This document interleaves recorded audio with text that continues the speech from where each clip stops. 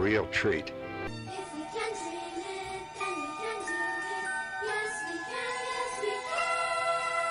Hang on to them hats and glasses, 'cause this here's the wildest ride in the wilderness. It's the DIZPod, where dreams come true.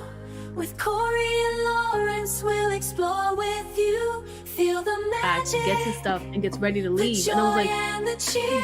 You're leaving? Together we'll make memories. And he said that's when he was like, okay. Yeah, so. But, so why'd you pull over then? I was probably more scared than anything. Pull over. That's why they chose the music they chose, and that's why that they laid this life out, you know, from birth to death in this show. It's actually much more to it than I think a lot of people realize until we really start to see it more. I'm going to skip out because I do have to do my football show where I will be picking the Patriots to lose this week. By the way, go Raven, out! I'll talk to him later. Pete is great. Love Pete. In the house, sometimes we would have 30. You had the house to hang out at. Ladies and gentlemen, Zach Stevens. What's up, guys? Welcome. I just said, let's go live on YouTube. People might like to see that. Believe it or not, that first night we got 1,000 people watching. I don't know.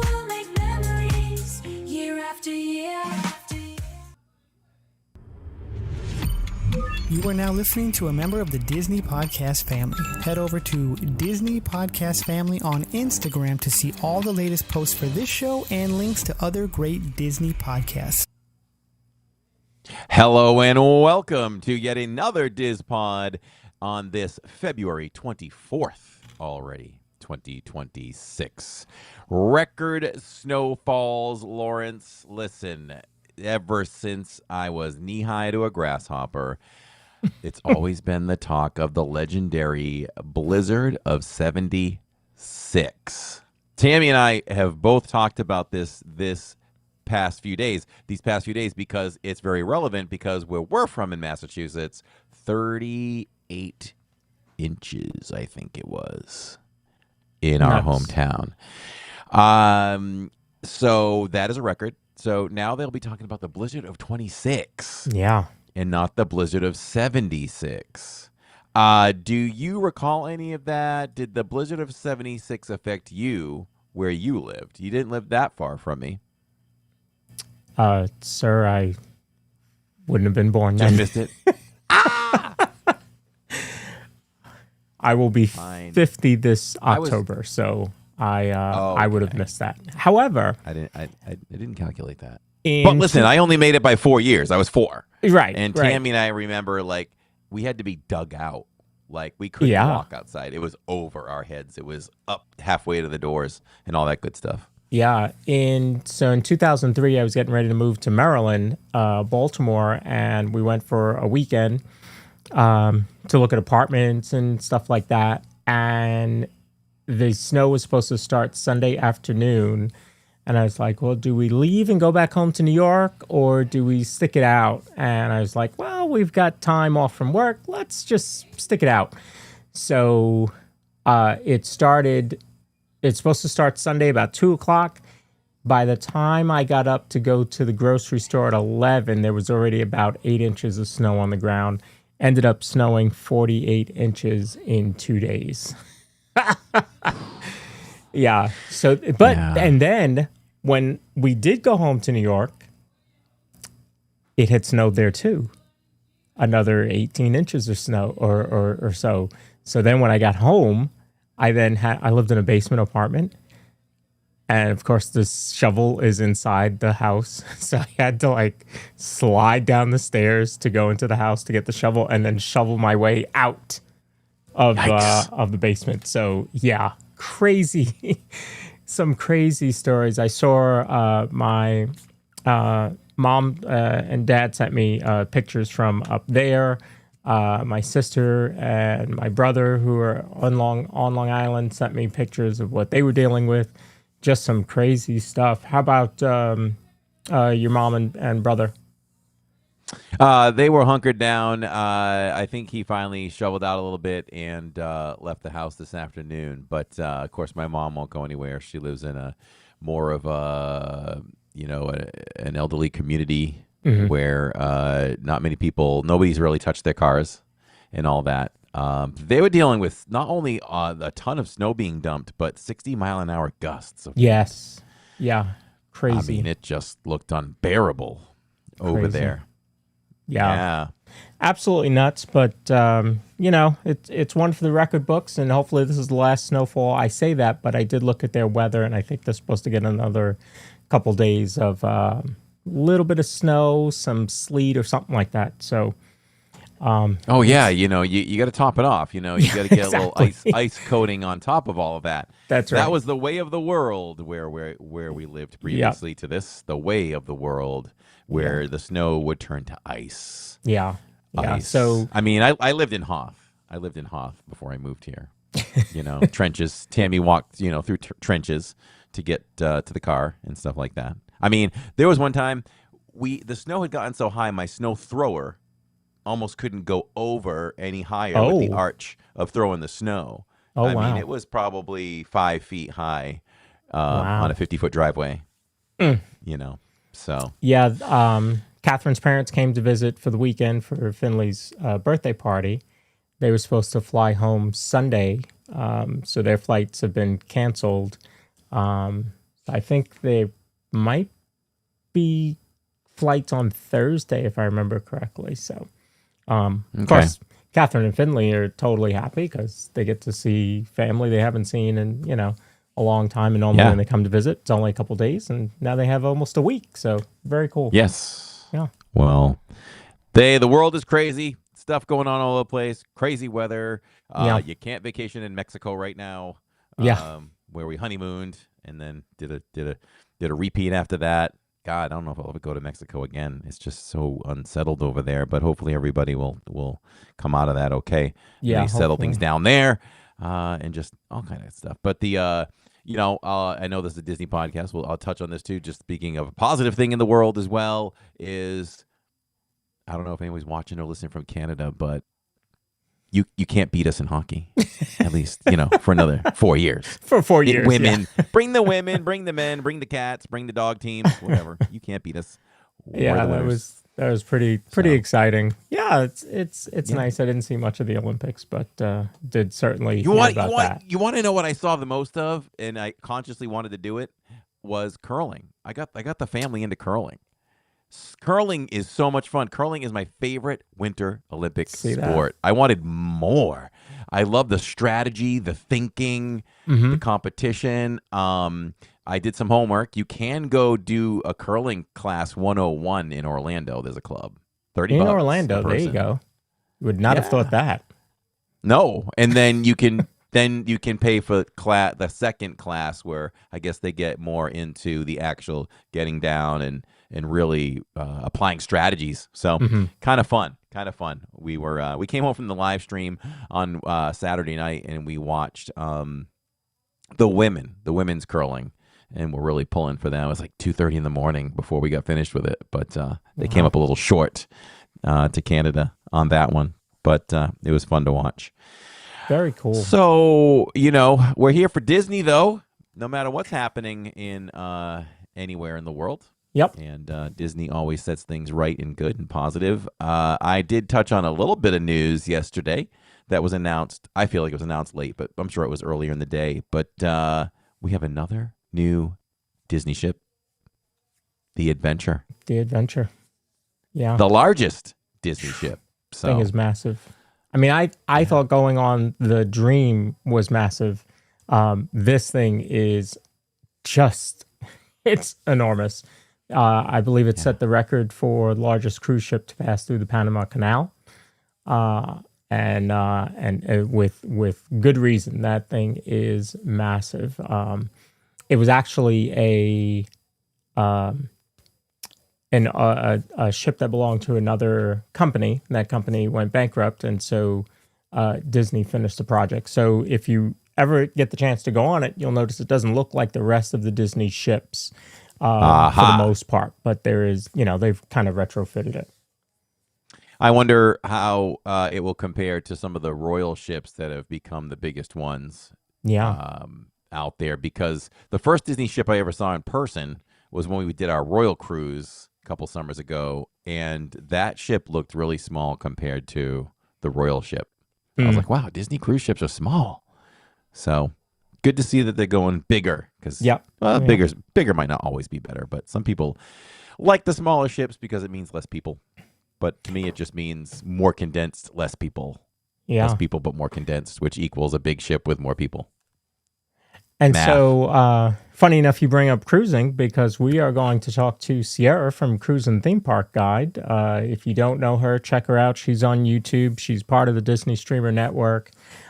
She live streams from primarily Disney World, but she did do her first trip to Disneyland recently. In fact, she had last month where she went to all 6 Disney parks within a very short amount of time.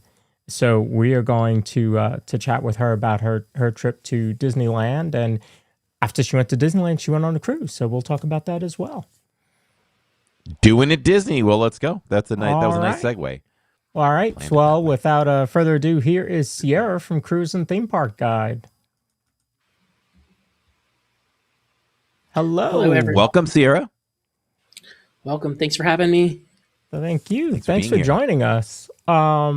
So just in case some of our viewers do not know you, and by the way, we are on horizontal today and vertical. So and on Living Niz and Park Bros. So if you're watching on either of those platforms, welcome. Stay right where you're at. If you're comfortable there, stay there. If you want to go to horizontal, absolutely go to horizontal. So we may have some new viewers in tonight. And of course, we are also then broadcasting this on to Spotify, iHeartRadio, Amazon, excuse me, and iTunes. So you may have some people that don't know your channel. For those that don't, tell us a little bit about your channel. What's it about? When did you get started? So I started this channel in 2023. I kind of always wanted to move to Florida and start a YouTube channel. It's kind of my, want to come down here, theme parks, oceans, cruise ships, all that stuff. And I started making videos in SeaWorld, Orlando, and then I took a cruise like right after I made my first video. So I made a theme park video and I made a cruise video, and I'm like, I don't really know what I want to make my channel about, so I'm gonna do both. It's kind of a vacation travel kind of thing. Yeah. But with the parks being so close, it's just so convenient to go in there. And then I was a third-party cast member at Disney Springs for about a year when we moved down here. I worked at the Starbucks, the huge Starbucks over at Disney Springs, and it really connected me to the Disney community and everybody. I mean, between cast members and I just noticed everybody came in really happy, and it was just really fun. And then, I was pursuing grad school at the time. I just finished my undergrad, started grad school. And I realized that I didn't have time to edit. So I started doing a little bit more live streaming, because who has time to edit? And that's kind of what brought me here. And I know I always love technology. So, cruising's fun. Love going into the parks. Seen both of you in the parks. It's always a good time. It doesn't really matter which theme park. I worked through high school at Six Flags over Georgia. That's my home park. I love that park. It's one of the better Six Flags parks. But that kind of started the theme park life for me. And of course, Disney trips as a child, Yeah. You want to come back and see more magic as an adult. And was that job at Six Flags just I just need a job and I know that they're hiring and I'm young, so I'll go work there? Or do you really want to work at a theme park at that point? I had there, they called them season passes because there wasn't open 12 months a year. I had a season pass growing up all the way from probably 10 years old. And there was this laser tag game inside of Six Flags, and I became really good at playing that game. And I went to Six Flags so much that I was like, yeah, I just want to work here. It was just a part of like working there because I'm already there. I might as well make money in the theme park because I go there so much. So it was like I have to have a job, so I might as well go do something that I enjoy doing and somewhere where I want to be and spend a lot of time. I like that. I mean, if somebody offered me a job at Disney, I would definitely think about it. Not that I don't enjoy what I do for work now, but I mean, getting to be in the place that you love, that's pretty amazing. That's pretty cool. And so how much now Six Flags obviously is a different park than, the Disney parks. It's more amusement than theme per se. So how much of a theme park enthusiast are you? I mean, none of us will compare to like Theme Park Giant and his 580 roller coasters, but like where do you fit in with your love of theme parks and rides? I mean, I've been going to theme parks since I was like 2 or 3 years old. My family brought me to theme parks. I visited Disney as a child. And Six Flags Over Georgia actually opened 4 years before Magic Kingdom did. And they had some similarities. They have a big train going around and a few dark rides and some pretty decent themes. I think Six Flags lost their way over time. Of course, we know the story of them. But I'm not somebody who's traveled around the world and ridden tons and tons of roller coasters, but I've worked at multiple theme parks and I'm pretty versed in what a theme park's supposed to be. I would like to consider myself an expert, not necessarily like an expert to one or the other, but I definitely know behind the scenes operations and I know the things that I like to do and what matters and what stands out. Yeah. Is there something that you learned at Six Flags that they do better than Disney? Well, it's been quite a few years since I worked there.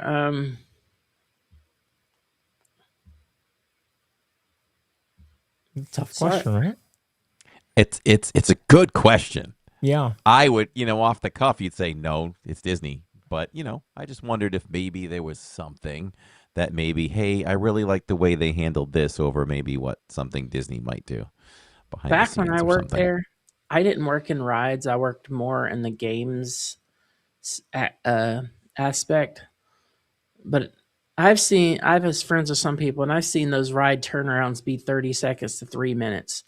And they were trying to eat people as much as they could, trying to get people turned over and turned out. And that was kind of how you kept the crowds happy in the parks, is those quick ride turnarounds, because you don't want those 4 and 5 hour wait times. But Yeah. I don't really see that anymore like I used to. Maybe it's not just Disney, but I've seen some huge coasters where you've got a team member on each side checking harnesses. You got one guy at the controls, and they turn those trains over really quick. Mm-hmm. Yeah, kind of like Guardians, right? Because Guardians, you have two cast members, one on each side, checking, coming down, and I think that does help the ride. And plus, Guardians has dual loading zone, so yeah, I think had Guardians been made 15 years ago, I don't know that we would have had that, and then they have the odds and even loading as well. So they are doing a lot of things efficiently. But I know Corey always mentions how security at Universal is very different, than it is at Disney. So there are some things. I hear that they're testing some stuff at Disneyland, so maybe we've got something new coming soon. So speaking of Disneyland, you went to Disneyland for the first time. And what made you decide to go this year and finally take that plunge? And I ask that because neither Corey nor I have been to Disneyland, and we keep hinting at maybe going soon, but just haven't bit the bullet yet. So the trip from Disneyland kind of sparked as I've been wanting to go there for a few years. Actually, I've been wanting to go there for a long time, but I've been really serious about it for a couple years. And we had booked a cruise on to the West Coast for January. For those that do not know, the gray whales, they migrate down to the Gulf of California and the Baja Peninsula in Mexico. And that's where they breed in the winter. And it's a beautiful sight. I mean, you could see the whales right off the cruise ship. You don't even have to take like an expedition or an excursion. But that was a trip. And I was like, there's no way I'm going to go to Southern California and not go to Disneyland. I was like, that just wouldn't have felt right. So, I mean, Disneyland trip it was. And how did it feel? Corey and I have talked about this because we talked about if we went this year and we went together, we would live stream, and would we go to the parks first and then live stream? And I'm like, yeah, but if we go and we live stream the first day, it will capture our emotion of first walking into the park. So for you, how did it feel, going, as much of a historian about Disney as you are, what did it feel like entering through the gates and under the train station and seeing Main Street and the castle for the first time? It was absolutely phenomenal. And Disney World people told me I would be underwhelmed because of the castle thing. And really, it was the opposite. I was overwhelmed. Mm-hmm. Like, because everything was like so much detail. I mean, it's smaller, but it's kind of engineered that way. It's supposed to be smaller, and everything was just in the right place, the right size. I came into Main Street, and the first thing I saw was Pluto right there at the flagpole, meeting people. And yeah, I stopped and I said the words of Walt. I said, to all those who come to this happy place, welcome. Yeah, that is. Everybody wants to go and say the words that Walt did in the place he did. It was right on my magic band. Well said. Well said. I love that. And I told Corey that, I could just imagine myself walking in and seeing Walt's apartment, the firehouse, yes, the castle's, smaller, but Walt never walked in Disney World, but he walked in Disneyland. His DNA is all over that park. He hit the if you watch the Disney, did you watch that Disneyland handcrafted special? The documentary? I had not finished it, but I've watched the very beginning. It's just something to see how they put that park together. And, these were days that there were no blueprints, right? They were just really kind of winging it. And for example, the bricks on some of those buildings on Main Street are not brick. Like they're really just, cement or some sort of fiber, and they're etching the brick lines into it to make it look like brick. And you just see, like, I would think, because, I'm in new homes construction, I would think just putting the brick would have been easier, but they didn't go that route because they knew that they would, you would have the different coloring and stuff like that with the brick and the mortar. So for me, I think that they went above and beyond with that park. And while Roy did a good job in Disney World, I think that, that's Walt's park. So, and you got to ride some of the rides that you didn't, that we don't get to ride here or that we don't have anymore here. So tell us about the first ride that you went and did in Disneyland. So glad you talked about this because, it was a choice, a predetermined choice that probably have been sparked for a couple years, but I went straight to Mr. Toad's Wild Ride. I was like, I used to ride this as a kid, and it was my favorite ride at Magic Kingdom. Yeah. And I went straight to Mr. Toad's and I rode it, and it was, from what I remember of Magic Kingdoms, it was a little bigger, and there was two different like lanes for two different, like they could load two different cars at once. But still the best ride, still an amazing ride. And it I'm sure it was enough to bring me, even though it wasn't the same exact ride that you had rode as a kid, I'm sure it still had enough nostalgia to bring back that feeling of being a kid. So much nostalgia. I love that ride. What other rides did you do over there that you're like, oh, I wish we had that? Well, I kind of was on a mission. I went and did Mr. Toad's, and then I went over and rode the Mark Twain because the Liberty Bell was my heart and soul. I love that boat. So my number 2 was the Mark Twain, and it was great. The Mark Twain is now my favorite boat now that the Liberty Bell is out of commission. But and then Haunted Mansion wasn't going to open for 2 more days at that point.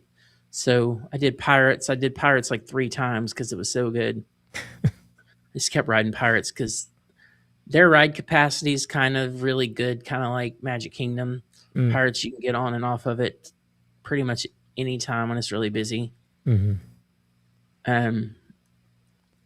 Yeah, the Pirates is certainly on the top of my list of the rides in that park. And, did you find yourself doing a lot of comparison when you're there? Like, I worry that those of us that are in Disney World a lot and focus on Disney World, if we go to Disneyland, like, we're always going to focus on, well, that's better over here, or that's better over there. Did you find yourself doing a lot of that, or were you able to just take in the 2 parks? I think I did a lot of that, and I think I'm doing a lot of it now, even in the parks here. But I'm actually noticing here, I'm trying to have an open mind because obviously Disney World is bigger and much less detailed, and it was built by someone else in charge. But if you really look, Disney World has a lot of detail too. It's just less noticeable because everything's bigger and more spread out. Okay. All right.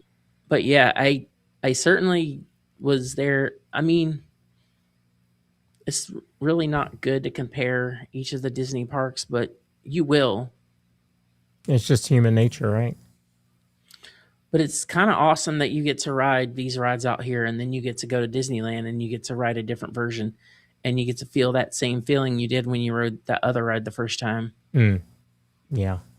Yeah, that's true. That's true. It's like riding the ride again for the first time. Yeah, I bet I would feel that way on Pirates and Space Mountain, Tiana's, because even though Tiana's is the same, it's different because they're single file there. And is their space? Their space is double rider, isn't it? Space Mountain is double rider, and they do have a single rider line. Okay. But I do like our Space Mountain better just because I fit in the vehicle much better. Are they? So they're a little bit different. Seating was a little tight there. Yeah. Well, listen, ours is no picnic to get out of. You can't. Nobody gets out of a Space Mountain vehicle gracefully. Yeah, Space Mountain, Florida is kind of like Matterhorn as far as the vehicle. Okay. It's a little hard to get up and out of, and it's a little jerky, but still Space Mountain or the Matterhorn. Got it. And so, what about park hopping there? Because there you can, it's kind of like at Universal Studios here, where you just kind of walk out of one and into the other. How did that feel? I think I wasted my money park hopping, honestly, because I got 3-day park hopper.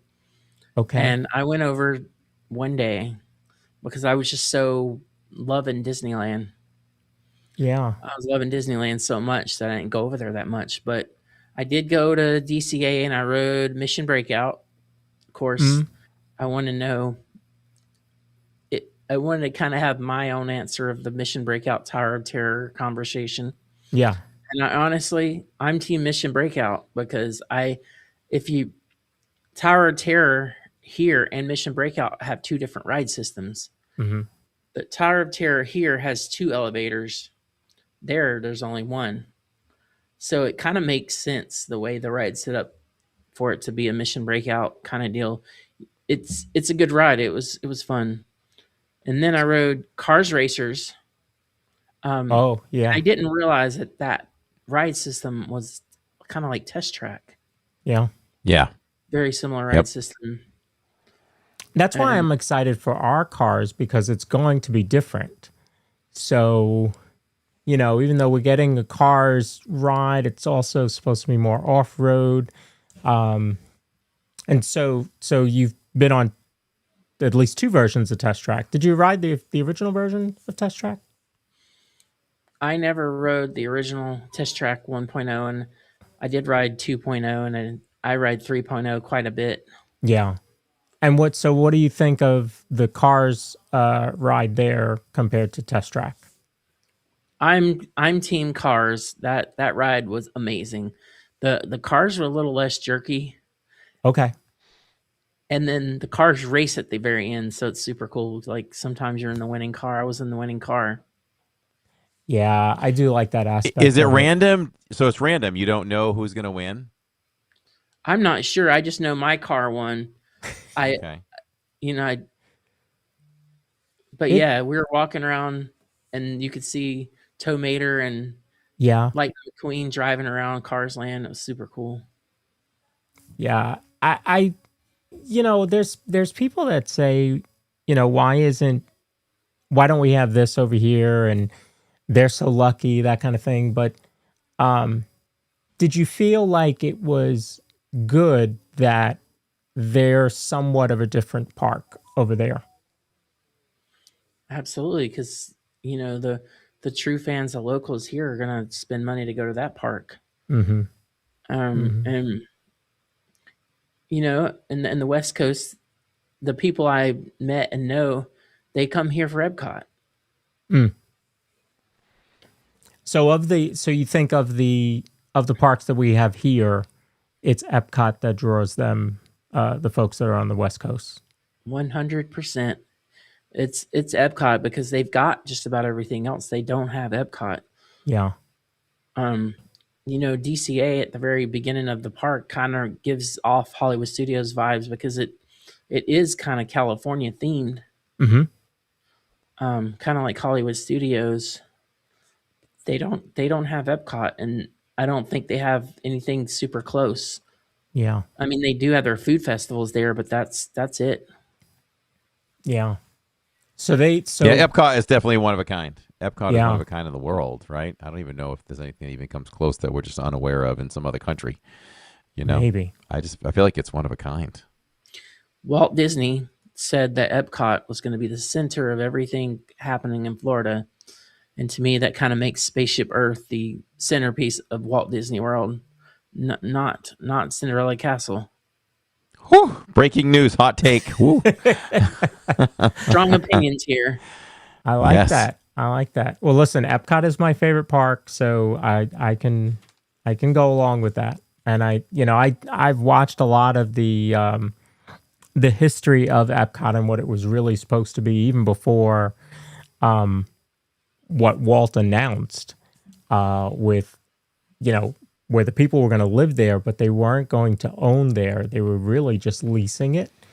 And if he felt it was time to upgrade their appliances, he was going to upgrade their appliances, and they really wouldn't have had any say on it. And apparently there was a point where it was going to be kind of like Carousel of Progress or Horizons, where people would come through and see your house and your apartment and stuff like that. So I don't think that would have really flown over pretty well. with folks, and I think that's why it didn't happen. But I'm still very happy with what we got of Epcot. Where are you with the 4 parks? How do you rank them? How do the 4 parks rank for you? Well, you're talking about Walt Disney World? Disney World, yeah. Yeah, I mean, Epcot's certainly number 1, and this may be a controversial number 2, but Animal Kingdom is my number 2.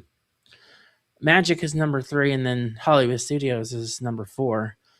And it kind of entwines in my own story, though, because when I did the cast member thing, Walt Disney World, it was the pandemic, and sometimes things got slow, and we got sent home because labor cost. Yeah. And that's what I did. We're blocked out of Magic Kingdom. We were blocked out of studios. So I spent a lot of time at Epcot, and I spent a lot of time at Animal Kingdom. I was so blessed to have been able to spend so much time at Animal Kingdom. Mm. And that park has just as much detail as the West Coast parks.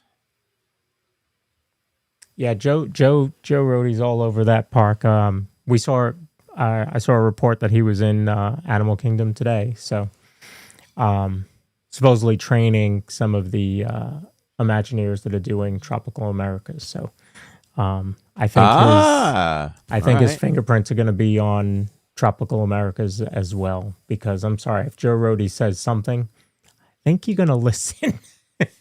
Yeah. Disney needs to keep him on as a retainer. Well, I don't care what it costs. Yeah. They're paying him a pretty penny to show up and give his opinion, I'm sure. Yeah. So what's your favorite part of Animal Kingdom? Because you're right. I think that is a little controversial number 2. Most people would have it at 4. It's a 4 for me, but it's not a distant 4th. It's just, hey, somebody's got to be 4th, right? So tell us a little bit about your love for Animal Kingdom and why it ends up number 2. Well, it's definitely not a distance 4. It took me about 4 years to even say that I had a favorite park, because I was like, I like them all evenly, and it depends on what mood I'm in that day or what I want to go see. But I mean, I just spent a lot of time at Animal Kingdom, had moved here from another state, and I just kind of grew love for the place because I spent so much time there. Mm-hmm. Festival of the Lion King is the absolute best show at Walt Disney World, and I'm not the only one who says that. I've heard a lot of people say that. I don't know. I just like being there. And is it place to go and have like a leisure walk around park day instead of we got to do this ride, we got to do that, we got to do that. Yeah, us locals, we do the parks a little differently. Yeah, and I think Animal Kingdom too, you take these little offbeat paths and you see all the animals. A lot of people, obviously you have, Gorilla Falls there, but, there's so many spots. People don't even know that there's kangaroos in Animal Kingdom. And when you first walk in and you're going to Discovery Island, you can go left, you can go right. Sometimes we'll go right both ways. So we'll go right coming in and then the other to the left side as you're coming out, which is your right, so that you do get to catch both. But, there's so much there. I think you're right. I think if people really slowed down and took their time, they would not think it was a half-day park. A lot of people think it's a half-day park.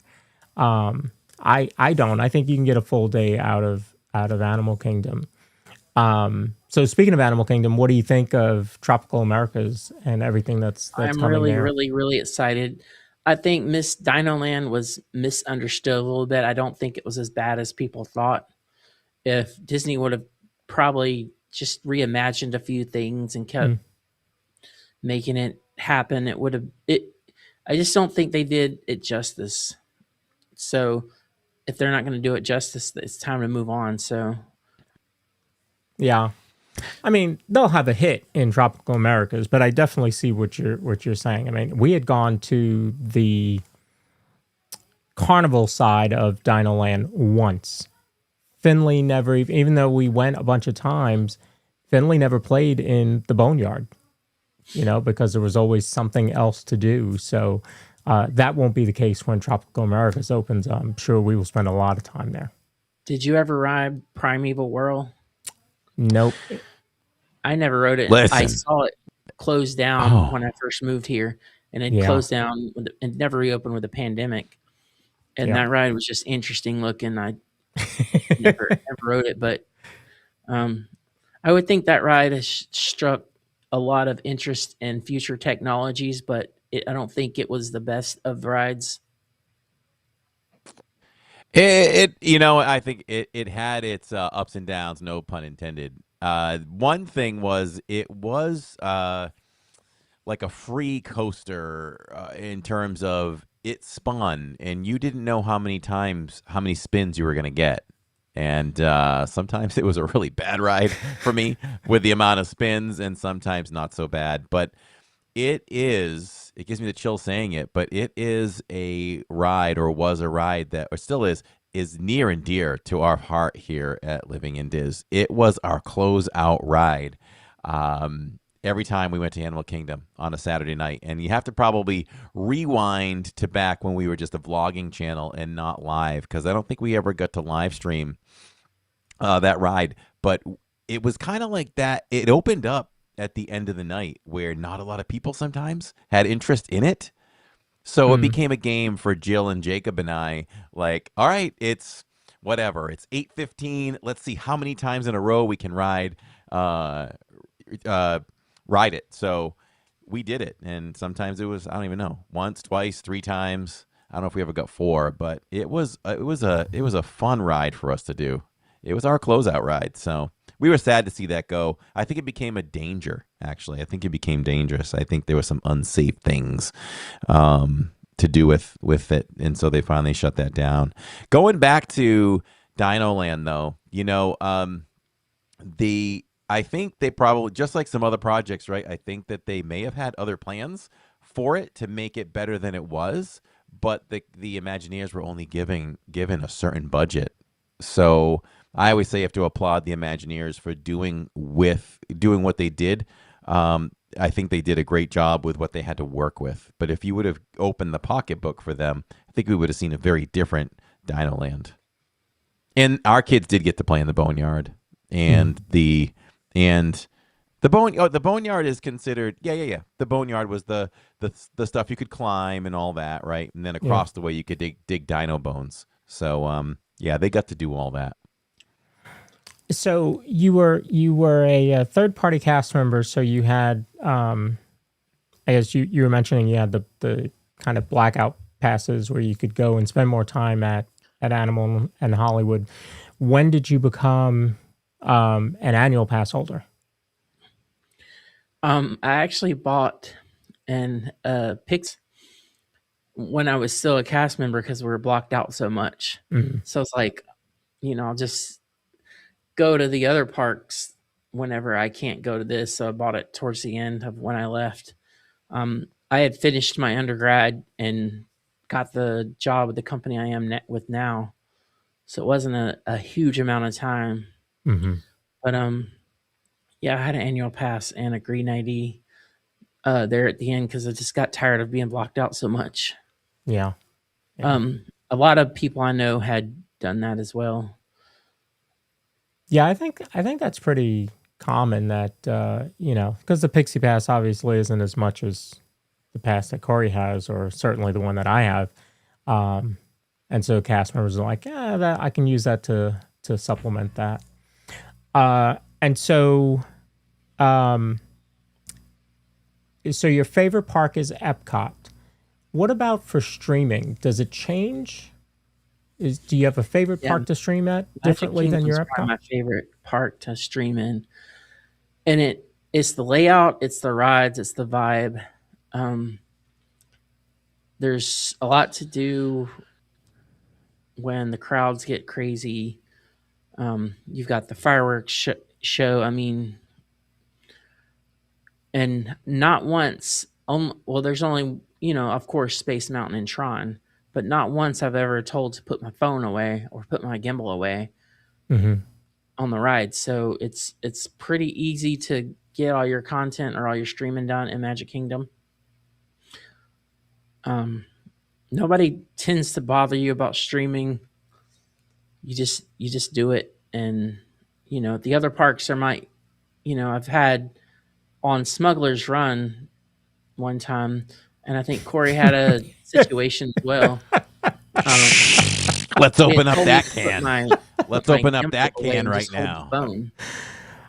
And I'm thinking that was more dangerous than just holding the phone on the gimbal. But Yeah, we've talked about that last night on the DSN Zoom call. How there's some rides where it's like they tell you to do that. They had Fat had it on Guardians. They told him to take it off the gimbal, and I'm like, you just want me holding my phone like this now, rather than my gimbal that I have in my hand. That's the rule for Flight of Passage as well. Mm-hmm. They would rather you hold that in your hand, which is super more dangerous. How about that? And the same thing for Tower of Terror. I've been told it's got to come off the gimbal. I'm like, but it's so much safer holding it with a gimbal. Oh, no one's ever doesn't told make me sense. Tower of Terror. And I have an Action 4 now. I just switch scenes basically and run the Action 4. I did Space Mountain at Disneyland. I did Space Mountain here as well. And so yeah, you mentioned Smuggler's Run. Corey's had that too. What other ones? You had me thinking. I'm like, yeah, I guess that's never. Yeah, really I was thinking happened at too. Magic Kingdom. I don't know if I've ever been told either anything over there. Yeah. But to circle back, what were you thinking when you were producing the show 2 weeks ago when we're on Smuggler's Run? This is the second time it's happened to us, and we get told to put that selfie stick away. Okay, we're in the middle of a ride. I'm strapped in. Before we started, you told me that I can't get up and I can't maneuver, I can't do anything, and put my bag on the floor. I am strapped in. I can't get to my bag. It's a full setup. I can't just put it in a bag. Yeah. And for the first time ever, she said it twice, and she wasn't as nice the second time. I literally stuck it between my legs. I'm like, fine, I'll just hold it right here. So for a little bit, you guys didn't see anything. Yeah. And I'm like, fine, whatever. And then she still yelled at me to put it away when I had it down out of sight sitting on my lap.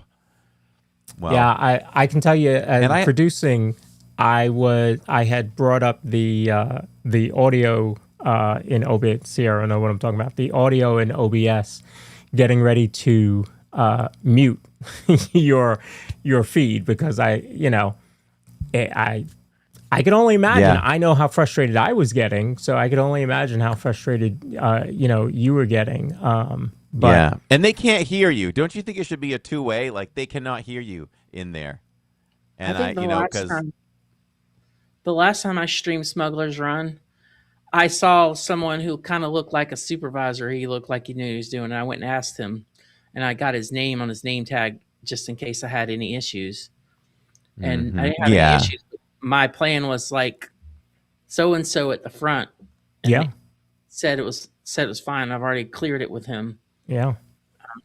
It's a good idea, right? And as a network, we always want to be, as courteous and kind as we can, even though we know what the rules are. Sometimes it's always the newer cast members that are, it's not like they don't know the rules, but they may just be enforcing to a degree where other cast members who are seasoned are good to go with it, or just recognize gimbals compared to selfie sticks. And this time, the happy ending was when we got off the attraction, right away, they were right there like, we got you. You can go right back on. We're going to give you a lightning lane to go right back on. Like I didn't even have to discuss it with anybody. So apparently something happened within the control room where they were like, hey, that is not a selfie stick. He should be good to go.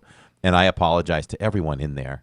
In the ride, I'm like, I'm so sorry. We've been through this before. I said, we'll just make sure we ask that you guys can go again. Even if we don't get to go again, I want to make sure you guys get to go again. And they were fine with it too. So, yep, it happens to us. I usually just, whatever the cast member says, I just accept it and just move on and keep going. There's no need to. No, I would never argue. No. I just ask for a manager. Can I speak to a manager? And most of the time they'll just say, you're good, or they'll go get somebody quick and they'll say, yeah, you're good. So And we're lucky. We're always lucky Disney allows us to do what we do. Very grateful for that. Well, since we're talking about odd moments while streaming, we might as well talk about one that the three of us were involved in during the first weekend, the first weekend of Starlight. If any of you don't know, go back and either watch Corey's or Cierra's. You'll get different perspectives there. So we were streaming Starlight, and then we went and walked up Main Street to see Happily Ever After. We were maybe about halfway, right? We weren't in the beginning. We were like about halfway back. like one of my favorite spots, and we encountered thousands of clones. But go ahead. It's so Cierra comes up. Well, I think before she got there, Corey and I were chatting, waiting for Happily Ever After, and all of a sudden it starts getting loud. And I look behind me, and there's a sea of teal blue shirts, from one of the groups, the international groups. Just a bunch of young ladies behind us, and I'm like, oh, okay. And then all of a sudden, we were being like, we were being swallowed up by them. Yeah, it was like like a bad night of Call of Duty, and they just kind of overtook us. And so then we walked up, and then I think that's about when Cierra joined, and we're just. They've got their gimbals. I'm not holding anything. I got my bag. And all of a sudden, again, they just move up again. I mean, we moved 50 feet away from them, and they just moved up again. And then at one point, Sierra's on my right, Corey's on my left, and I'm maybe 2 feet, if that, but away from both of them. And the girls are trying to come in between the two of us. Finally, I just put my arms up and I'm like, no, you got to go around. That was the craziest weekend that I've ever experienced in the parks. I think it kind of ties the three of us together forever. Guests were unhinged. If I would have told you that the day before, Lawrence, tomorrow night you were going to be surrounded by thousands of Brazilian women, you'd be like, all right now. No, this is the wrong version. No, not like that at all. It was crazy. And then some of the girls started to pose, so I'm like, okay, this is a free for all. There's no supervision. I'm usually really careful with youngsters if they want to be on camera, but I let them have a second of screen time right there. And then that's when one of the leaders who didn't speak English wanted to say something to us. Mm-hmm. Instead, we'll let them run wild all over you, but no problem. Point that camera at them. I'm like, excuse me. And so that was the same weekend. That was Starlight, right? That was Starlight. That was Did you hear a little bit? Did you get a flashback on Saturdays when we were at Universal for Mardi Gras pre-parade? No, because Tammy was sitting and Jacob was sitting, and then they put our backpacks to the right of Jacob. And there was a trash can. It was to save my spot because I didn't want our audience. I didn't want to go live and have our audience hang for an hour and 45 or whatever. So our plan was let me tour the park. I know that there's stilt walkers walking around. There's some interaction I can do with some of the Mardi Gras players, and we can grab some food, and then I'll circle back, and it'll be, the parade will start in no time. Got back with about 15 minutes to spare, and I'm sitting there, and all of a sudden, a dude with like a stroller, I swear it was a double stroller, is trying to stick it between Tammy and another guest. Excuse me, can I just get up here? And Tammy was like, excuse me. There's not really any room over here. And then he said something to her. Don't say stuff to my wife. And so I just observed, and he said something to her, and I said, you know what? There is a ramp right over there. He goes, where? I was the ramp is over there. Flashbacks. Have you experienced anything like that in the time you've been streaming? Me? Yeah. Yeah, okay. I thought you guys were still talking. I experience it all the time. I feel like this holiday season, and there's been some times you've got the people who pro Disney tip. They think you're going to get like an amazing spot 5 minutes before a parade. Mm. It's just not happening. People are already set up and established. So Mm-hmm. and then I just see a bunch of people stepping up on and trying to push you out of the way, and they think they have a good spot, but that spot's already occupied. Mm-hmm.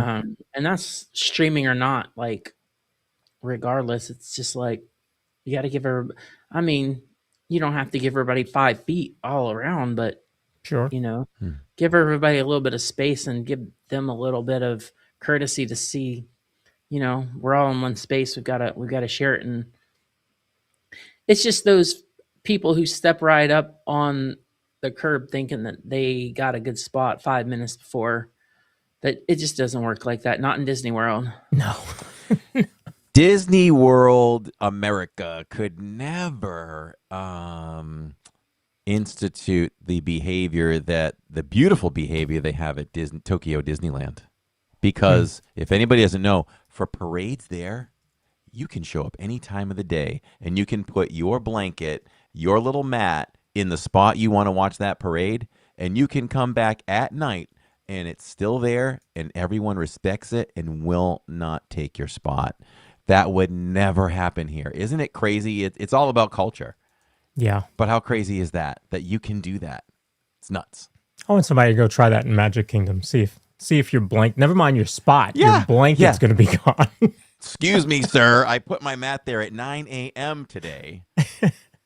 That does remind me of... You can put your blanket down and people will start sitting and standing on your blanket. Yeah. I have seen it. I have seen it. That does remind me of the chair hogging on cruises. It's kind of frowned upon on a cruise.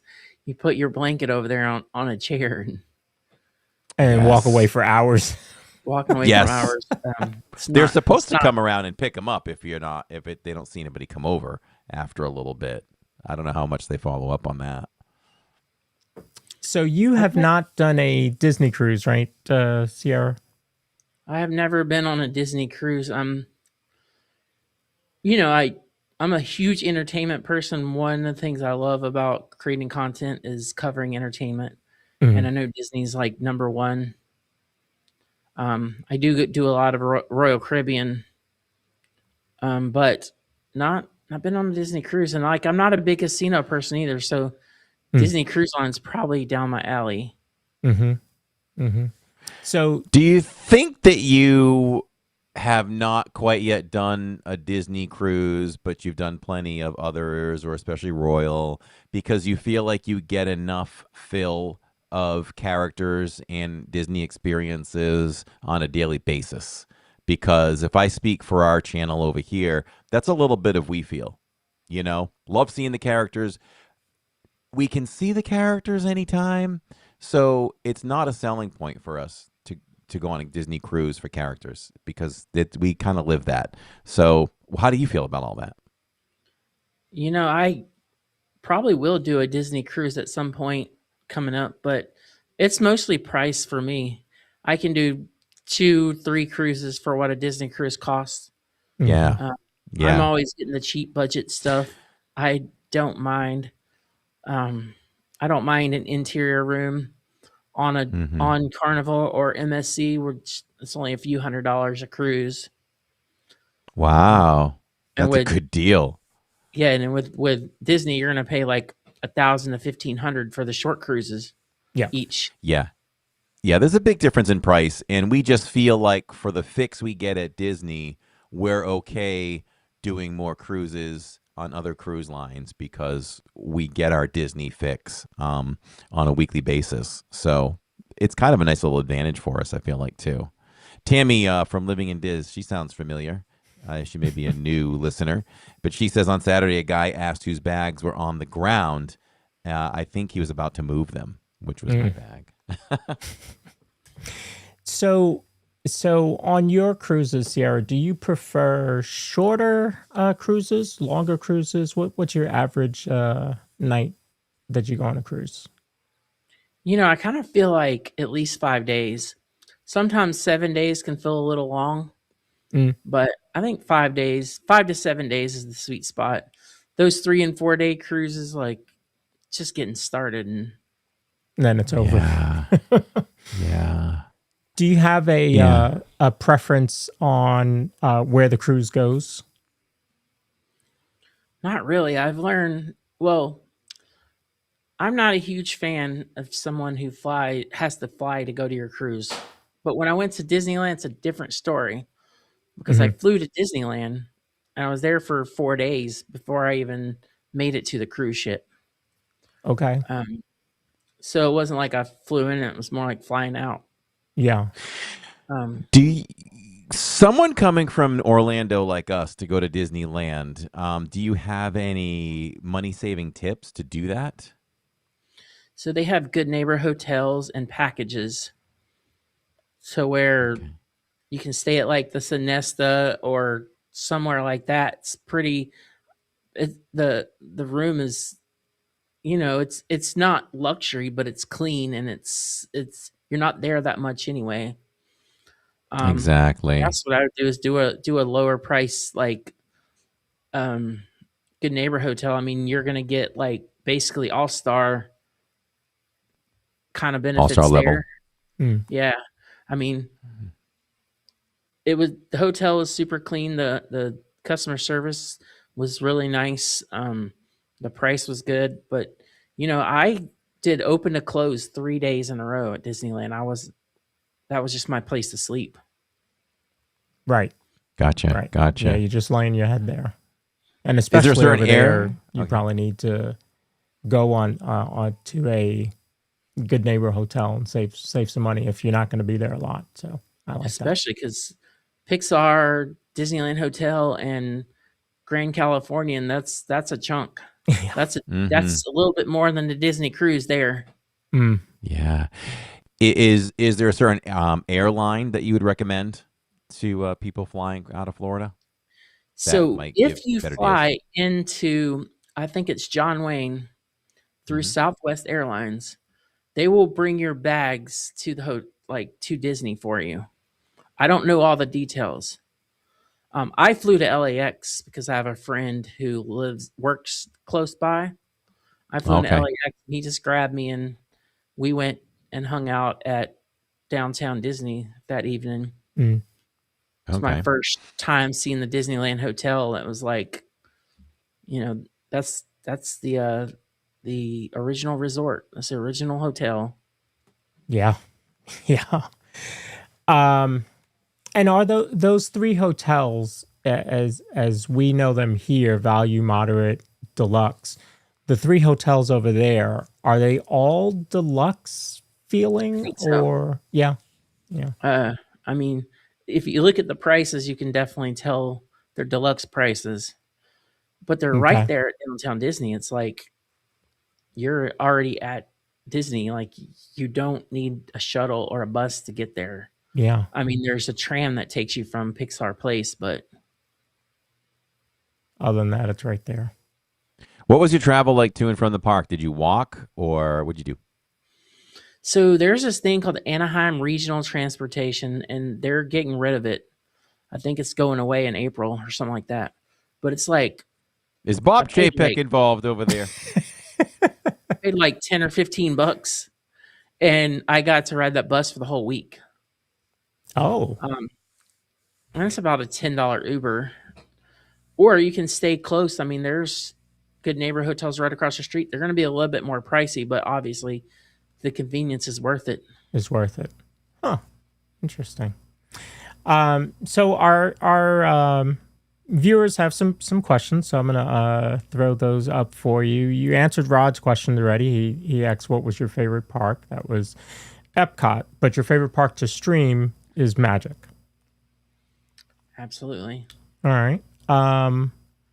All Aboard with Blake asks, what's going to be your first ride? And I think he was really asking us when we talked about Disneyland, because she said her first ride was Mr. Toad's. I don't know. Wow, Man, that's a question tough. I've never been asked. Yeah. Well, let's assume that everything's availability is on a 5-minute wait. So that's out of that's on the table. Let me tell you this while we think about answering this question. I was watching a vlog from Disneyland yesterday, and I looked at Tammy and I go, I didn't even realize that they had Buzz Lightyear. And I watched enough Disneyland. I didn't know that they had Buzz Lightyear. Mm-hmm. They But do. now ours It's a little should be It's better. a little than that. different, right, Sierra? Yeah, I think it's going to be more like what we're getting. And I went on it multiple times, and okay. ours I can just get Galactic Hero super easy. There, I got 500,000. That was my highest score. I got each target- 500,000 in 2 years. If you count it all up. But yeah, their Yeah. Buzz Lightyear, it's kind of cool. I mean, I think I like ours a little better, but it's not called Space Ranger Spin. I forget what it's called, but Yeah, I it's know it right had there a across little from different Star name. Tours at the entrance of Tomorrowland. Oh, let me ask you about that. How does it feel having Star Tours in Tomorrowland? Did that? Because to me, looking at it on That's live nuts. streams, it feels weird to me to have Star It Tours felt in very Tomorrowland. weird. Does it? Okay. But it fits. Like it fits right into Tomorrowland. It looks good there. Okay. All right. It does. It It does. fits. I think it fits a lot better than Hollywood Studios where it's at there. Yeah, Mhm, I will agree 100% with that. It's definitely I out don't of think place, they're right? moving it. Yeah, but now it feels It's out of place. always been out of place. It's always been out of place. Well, we say that now, right? It wasn't out of place until Galaxy's Edge showed up. Yeah, yeah. Really. And what right? about where It was their the only Galaxy's Star Wars. Edge is? Did that feel odd to have it? Now that feels odd because you're riding the Mark Twain or you're riding the train, and you Yeah. can see the blue mountains behind the red mountains, kind of, and that just doesn't feel right to me. It looked out of place. It's outside the berm. Mm-hmm. And I went over there for a minute, but I was like, we have this Hollywood Studios, and Rise of the Resistance was down, and I was like, this is not quite what I'm here for. Right. Right. Yeah. Oh, that's funny. I want to welcome Palm Bay Jags fan 1265 to the LID VIP Club at the Very minivan level. nice. Thank you so much for becoming part of the family. We appreciate you. that. Now, if Rise was running, would you have gone on it? No, because everything I know, it's a cut and image of what we have. Yeah. And I know that there's a lot more fan culture of Star Wars in Galaxy's Edge at Disneyland. But I wasn't really there for that. I was like, I'm there for the Haunted Mansions and the Space Mountains and Sure. the Matterhorns, like the classics, or something we don't have. Right. I would do, if I would answer that question too, like I would only do rides like Rise if I had time. You know what I mean? Because we have it and it's pretty much the same. So we would have to feel like, all right, we've been here for 2 days. We've kind of done everything once or twice. So walk on, whatever. Let's go do it just to say we did it kind of thing. So back to that question. I really like Sierra's answer of going to Mr. Toad because I never had the chance to ride Mr. Toad. Yeah. I do like that one. But speaking of that, and Walt said it himself, Fantasyland was his favorite part of Disneyland. Like the Fantasyland out in Disneyland is incredible. There's all these little small dark rides, and they're pretty similar to each other. But and then Casey Jr., the little trains over there, and like the Alice in Wonderland is on top of Mr. Toad's, kind of in the back on the top. And then there's a Snow White ride, and then there's a Pinocchio ride that are very similar, and it's just like all these cool little awesome rides. That would no be idea. better than what we have. Like I wouldn't mind an overhaul of some of our Fantasyland. We can just wipe out that whole area when Villains is done. We could wipe out the Speedway and continue on to you just have to put Dumbo somewhere else. You can't get rid of Dumbo, but we can get rid of Goofy's, and we can get rid of the spray area and the Big Top. Like it's time to do something different over there. But as a kid, Dumbo was right there by the carousel where all the Yes, strollers it was. sit in Magic Kingdom. I remember Yes, that. it was. Yep. And Toontown I just was remember over that in where Circus was. Yes, exactly. Yeah. Exactly. Speaking Palm of Bay which, says, Roger when is the Rabbit, best? Oh, go ahead. Roger Rabbit at Toontown at Oh, Disneyland's the best. The little Benny cab rides, and it's hard to turn the car, and it's great. Yeah, that would be a must do for me over there. I wonder if that would maybe. See, I'd like to do that one because I feel like it's really different. It's a different character than we have. We had Roger Rabbit for a little bit in Hollywood Studios in the very beginning, but we didn't have a ride. Maybe that would be my first ride. Something totally different. Mm-hmm. Palm Bay had a question. When is the best time to Disney cruise as far as pricing? When they throw out some discounts. Like for me, I would tell you that, look at when they're throwing out discounts. And I think it's pretty much early in the years when you see that.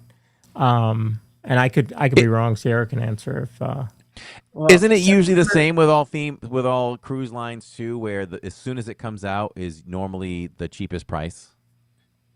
I always find 90 days before the sailing or when it first comes out is the cheapest price. And then September and like early December before school lets out is good. And then, but you go in the summer, you're going to pay summer prices. And from like March all the way to early August, you're going to pay those prices. But you can find some pretty off-season deals usually. Yeah. I think if you're not a slave to the school schedule, anytime school is in is probably the cheapest times to go. Mm-hmm. Tony Otara wants to know, did you get stomach butterflies when riding cars? I did not get stomach butterflies, but I was just so amazed. Like when you get out before you go racing, you get to see Doc Hudson and Tom Mater and Lightning McQueen, and it's just super cool. Yeah. Park World Radio has added that ride in their rotation. Oh, wow. Okay. Yeah. I was like, what am I listening to the other day? I was like, okay. I get it now. Very cool. And Anne wants to know, what's your favorite ride or show in each of the Disney World parks? So Magic Kingdom, favorite ride, Haunted Mansion. That's always been my favorite ride. It's been why I love Haunted Mansion. And, I'm getting a little old, so Carousel of Progress would be my show. Epcot, my favorite ride. So I have this, I don't know, I just love Spaceship Earth. I know there's better rides, but, nothing feels better and like you're at Epcot than just taking a nice little ride on Spaceship Earth when you come right into the park. You're going to have a good day. You've already thanked the Phoenicians, and it's just time to get started. Mm-hmm. And Hollywood Studios used to love the Muppets the most, but now it's probably Tower of Terror. I think Tower of Terror is the absolute 100% best themed ride that Disney's ever made.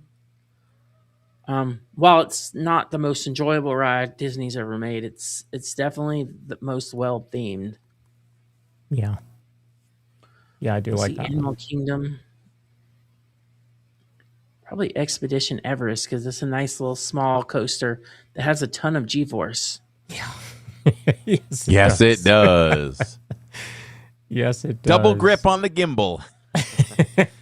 After you hit that exit, that drop coming out of the mountain, right? That couple spins, those couple of circles you make, you feel those G's, don't you? Yeah, even the ones when you're going backwards, you're feeling them. Mm-hmm. Mm-hmm. I try not to be like a dog with the tongue hanging out and then like that saliva hitting the people that sit right behind you. So what's next for your channels? Coming back, I'm just trying to get caught up on the back end of things.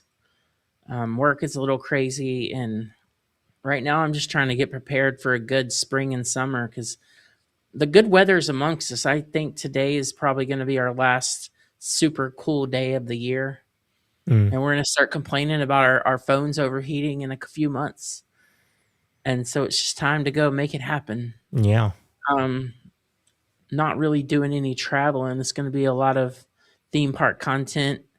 Flower and Garden is coming up next week. And I'm pretty sure, actually, I'm not going to give it away. I'll let you guys say what, because sometimes you guys talk about that kind of stuff. That's next week's show. Yes, it But is. yeah, that's kind of where I was going with that. Is you guys are always rolling out the menus.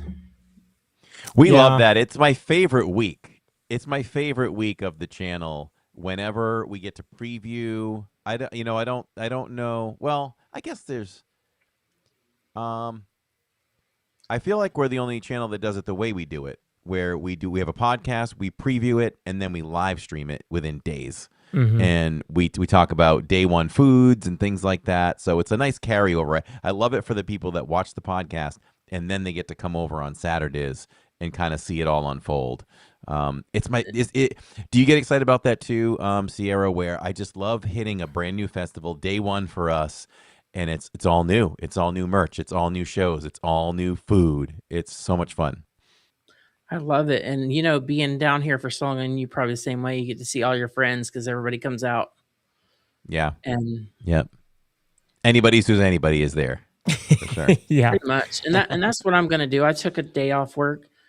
I'm not I've going to done that. I'm going to make your like traditional video. I'm going to go out and I'm going to make like a documentary about what happens on the first day of Epcot festivals. And I'm not going to worry about which food tastes more spicy or which one's hot or which one's worth the money. I'm just going to go out and document like how much fun it is and all the things that you can be excited about for a festival at Epcot on the first day. I like There's that alternative way of thinking. Yeah, because there's a definite energy, right? When you have a new festival, whether it's arts or flower and garden or food and wine, there's an energy there for the first day. So yeah, I like the idea of capturing that. Good for you. That'll be exciting to see. But I think that's a side people don't. A lot of us focus on the food or the merch or the art or the entertainment, but that's a totally different angle. Yeah, I'd like to see that. Very cool. And for those of you that don't know, Cierra has one of the most technical setups around of any Disney live streamer. Of course, she streams somewhat the way that we do on Park Bros and Living in Diz. And I think there's only two others that I know of that are doing it that way, Theme Park Giant and All Aboard with Blake, that are in the network. Do you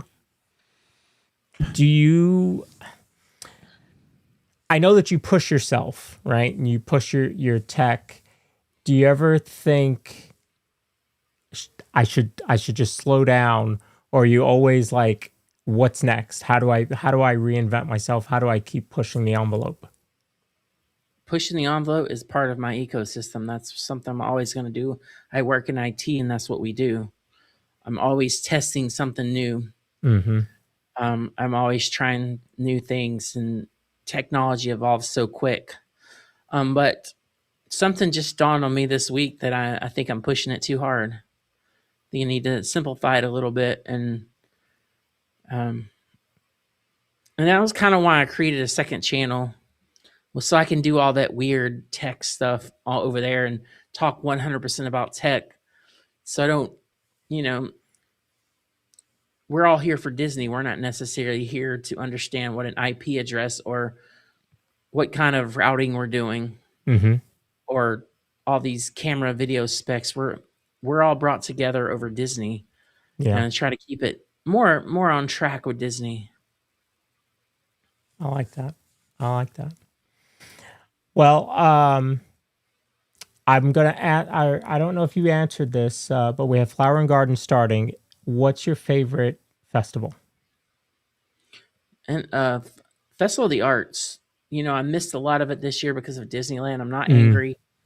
I I spend a lot of time with Disney on Broadway. That's one of my favorite aspects of Festival of the Arts because you basically get to go and it's never busy except for No. Saturday night. It was slammed. Happened to know a cast member who helped us get some upfront seats. Oh, nice. Or I forget her name, but she was the original Belle. Was that Susan Egan that night? Susan Egan. Yeah. And the guy who played the first genie. That was the absolute best performance I've ever seen. Mm-hmm. He got up there with so much confidence and he had the perfect moves. And you're like, these guys, they don't do this anymore for years. But they still have every move like they did in the production. Mm. Yeah, it's ingrained in them. And Festival of the Arts became my favorite this year. Like it's hands down. It's just so much fun to eat food and just you probably don't even cover every. I feel like you can't cover every art booth in 1 or 2 visits without really taking your time and appreciating the art there. I did get a chance to get to know some of the artists. I put them on the stream and kind of gave them some free promotion out there for my audience. And was like, nice. Tell us how they can find you. Let these people follow you on Instagram or social media. And they were all super happy and excited about it. That's a great idea. Yeah. I don't know if this will show up, a little unprofessional style, but some of you wanted to know how our art wall turned out. I don't know how good that looks, Lawrence, but yeah, it probably doesn't look great. But maybe I can give you a slide to show when we're live tomorrow night or something. But that's our art wall. That's almost everything there we bought at this festival. Wow. And I threw in the R2D2 metal frame, which is new over at Droid Depot, which is amazing. But yeah, a lot of that is from this year. So very nice. And I want to thank my friend Art by Nemad for making me my art over here. Yeah, nice. He's really good. He is really good. Yeah, check him out on Instagram. Yeah, and he's very supportive of the Disney live streaming community for sure. So that's always good to see. He sent me this Timon, and Timon's one of my favorite characters. What's the matter with you? I love it. Well, I want to thank Cierra for coming on tonight, talking about her Disneyland trip, cruising, streaming. It was great to have you on. She is a great member of the Disney Streamer Network, a great friend, and she is always there, to help newer creators, people that are starting to get into it, want to stream the way we do. She's very helpful. So I thank you for everything that you do for the live stream community for sure. Yeah, thank you so much for giving us your time. We appreciate it, and keep on doing what you're doing. And you're part of the Disney Streamer Network, and we're all one, and we're all here for each other. So, yeah, it was a pleasure having you on. Really enjoyed it. Yeah, this is a lot of fun. Thanks. And I met you in the parks many times, Corey, and then I met Lawrence a little bit, and he started this, or you guys started this network. I learned about the network through him. So, but it's been a real success. There's a lot of good channels out there. It's just, I could never imagine that it would became what it is today. I mean, it's not even that old yet, but yeah, it's really happening. Yeah. And it's because everyone in the network is different. The way we stream, our personalities, where we're at, in life, what we do, how many days we go to the parks, and so everybody kind of brings their own flair to it. And I think that's what makes a community, any community, great. So I appreciate that, and I'm a mod on Cruise and Theme Park Guide, and it's the same way. That community, you see it whether it's Living in Diz or Cruise and Theme Park Guide or any of the other channels. That community, they just gel well together, and so then when you start putting multiple channels together, you see what happens. It grows even more. So thank you again for everything that you do for the network and for your community as well. Well, thank you guys so much, and I will see you guys in the park soon. Yes. Cierra, everybody, thank you very much. We will see you in the parks for sure. That's a good phrase. Maybe I should end my live streams like that. Thank you so much. We'll see. Well, I'm sure I'll see you soon in the parks. Right. Well, you kind of do. You do. We'll see you in the parks. Yeah. It's not kind of. It's every time. Yes, for 7 years. Yeah. A little bit. No, it's a little good. bit. It's good. It's our tagline, that could be a good Disney Streamers Network t-shirt. Everyone has a closing line, don't they? I mean, you could just kind of put those on there with the channel name, channel logos, that kind of thing. That's a good idea for some Disney Streamer merch. Yeah. All right. We're gonna work on some merch. I have another idea too. to add. Okay. I have a good challenge that we could add to the network. All right. I like it. Yeah. So as we mentioned earlier, next week's show is going to be the flower and garden preview. I better start working on that now because there's a lot to cover. So we'll get working on that soon. So that'll be next week, and then the week after that is going to be a fun show. We are going to do. Are we going on location? Oh no, not yet. Oh, not yet. Not yet. That was fun that time, though. That was a good time. So the week after that's going to be, Is It Worth It? We're going to play Is It Worth It? We're going to have a bunch of different rides and a bunch of different wait times. And we're going to spin the wheel and, I like that. Do some random. I like that. Yeah, we're going to do some random ones and see, is this ride or show worth whatever the wait time is that it comes up. So we'll have a little fun with that. I love that. I don't know if anybody's done that one. Yeah, I don't think so, but we're gonna try it. We'll see what happens. Yeah, for sure. Tomorrow night we are live at Magic Kingdom. Saturday is also live at Magic Kingdom. I don't do that often, but I had some reason, and I'm just gonna stick with it. Magic Kingdom is what we're doing. I put a lot of thought to scheduling, and that's what I came up with last week. I can't remember why. The only possible reason I can think of at the moment is if Disney pulled a fast one on us again, where they're going to close at 9. Let me look. I'm looking right now. Yeah. Oh no. Nope. They moved it. They did? Okay, good. They did move it again. Wait a minute. No. I lied. Nope. It's 9. So we've got a short night at Magic Kingdom. So I will. So I feel like we can get more out of Magic Kingdom on Saturdays, and they actually close at 11. So let's go on that. In the following week, I'll decide what I have to do. I can only do so many 9 o'clock Magic Kingdoms. I know. I wish they would change that, but and why did you get? Yes. I guess because of crowds. I was going to say, why did you get lucky last week and it was 11? But that was probably to do with the crowds. Who told me? Did I figure that out? I figured it out myself. I think so. Yeah. I texted you. I don't know if you knew or it was news to you when I said it. I might even have just been on the monorail and I was just looking and I was like, oh shoot, it's 11. So yeah, I think you told me. Yeah, because because leading up to that, I was like, oh, I don't know. I'll just walk back to the TTC or something like that. And wouldn't you know, when we left on Wednesdays after like 11:30 at night, the monorail was a walk-on. Wow, that's a rare.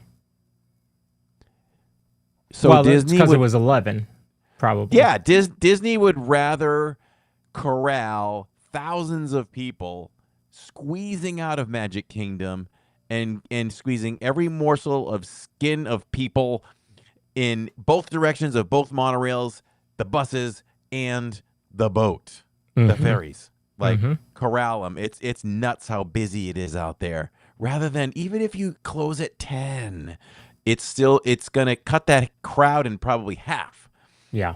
And people can leave sooner. To me, it's just been much easier to just take a nice, relaxing walk back to the TTC. Yeah, I've enjoyed that. I think most of the viewers have enjoyed that as well. Yeah, so we'll do it again tomorrow. We'll peruse our way around the resorts a little bit as we work our way back to the TTC. So we'll do that, and I'll be out there on Saturdays again with Tammy and Jacob, and we'll take what the park gives us, and we'll probably sign off somewhere close to midnight. We'll do all the shopping and blah blah blah, and have a good time with that. So that's what's upcoming on the channel. I like it. So tomorrow night, I'll mention that Lily's Life, our friend Lily's Life, is doing her deep dive, her Let's Go Ride series, continuing that with Pirates of the Caribbean tomorrow night. So you can watch on Disney Streams on dsn.disneystreams.com. You could be watching us and watch Lily's Life. Then they're going to put out a POV of Pirates, and then at the end they're going to redirect everybody over to Living in Diz anyway. So make sure to watch both of us at the same time on dsn.disneystreams.com, and then you'll be able to support Lily and her efforts with her new show, and then come on back and watch us. Yeah, listen to Lily. Let me know. Yeah, listen to Lily. You can watch me at the same time. Listen to Lily, because she probably has more important things to say than I do.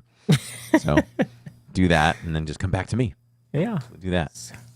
So all right. Thank you all for joining us. I think that was great. Great episode with Cruise and Theme Park Guide. If you're not watching her, she normally goes live on Saturdays. Make sure to check out her channel. Subscribe if you like. And normally she's Saturday morning, so you might be able to watch her and then come over and watch us. Or again, watch on the multi-view and watch multiple Disney Streamer Network channels at one time. Sounds fantastic. I like that he just created a new word. I haven't heard that one before. It goes way back to when I first started doing it, and Jacob was like, Dad, everything, you had DIZ, on the back of everything.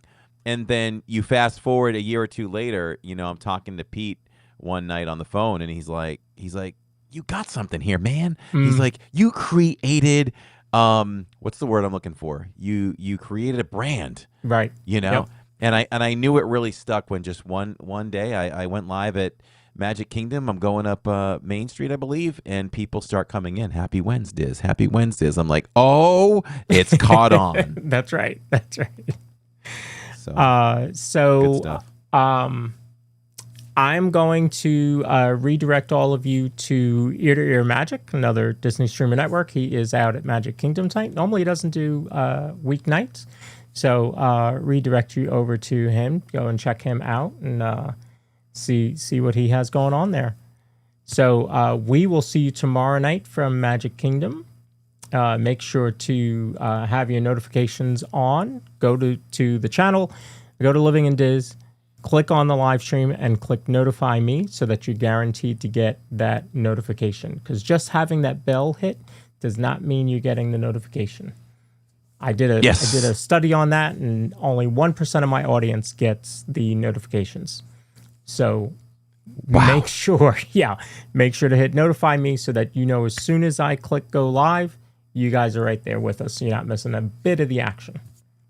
Theme Park Giant, hello, another friend of the the channel, and a Disney Streamer Network, a guy out there. He was at Magic today. Nice. All right, everyone. As always, we thank you all for watching. We do this live because we do it for you, and we also thank all of you who watch Ninja and don't participate in chat live. Definitely leave some comments even after this is done, because it does help. It does help. So before you log off or whatever, throw a little comment in there, and that really helps. Like I said, we really appreciate that. And and we love all our people who listen on Spotify, iHeartRadio, Amazon, and what's the one I'm missing now? Apple. I always miss one. There we go. All right, everyone. Until then, we are just a couple of bros talking Disney. Good night, everybody. Good night.